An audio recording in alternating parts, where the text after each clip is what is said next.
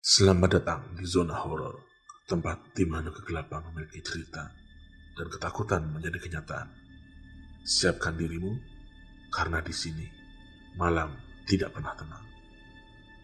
Malam itu, Bayu, seorang pemuda dari kota, pulang kampung untuk menghadiri pemakaman salah satu kerabat jauhnya. Sudah lama dia tidak mengunjungi kampung tersebut, dan suasana kampung saat itu terasa berbeda, lebih sunyi dan gelap dari biasanya. Warga sekitar juga terlihat muram dan enggan keluar rumah.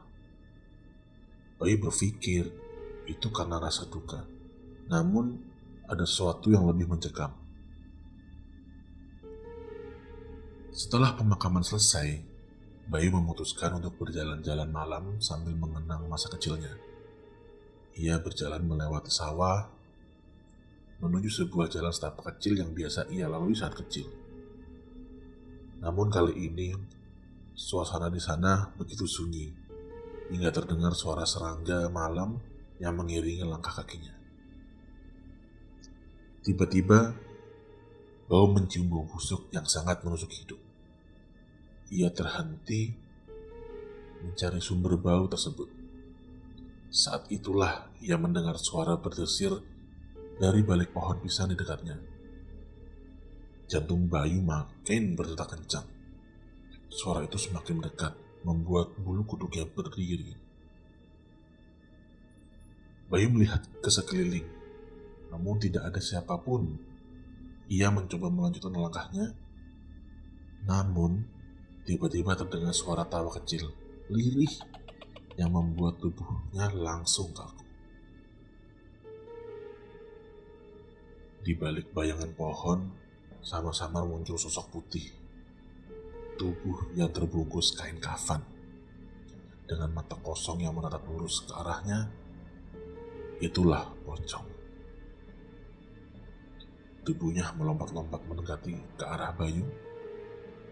Bayu terdiam. Dia ingin lari, namun kakinya terasa seakan ditahan oleh sesuatu. Pocong itu semakin dekat. Semakin jelas terlihat mata hitam yang kosong dan wajah pucatnya yang tak berjiwa. Mulutnya seakan menyeringai, seperti ingin mengajak Bayu ikut ke dunia mereka. Saat itu, Bayu sadar pocong ini bukan sekedar penampakan, namun adalah arwah penasaran yang ingin menemaninya. Dengan sisa tenaga, Bayu berteriak memanggil nama Tuhan dan lari sekuat tenaga. Ia sampai di rumah dengan napas tersengal, namun tak berani bercerita kepada siapapun.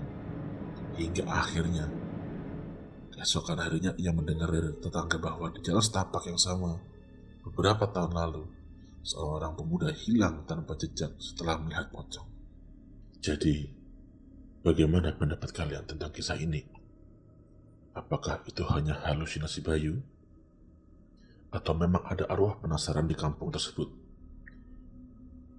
Jangan lupa untuk subscribe, like, dan share. Jika kalian ingin kisah misteri seperti ini hadir lagi di episode selanjutnya.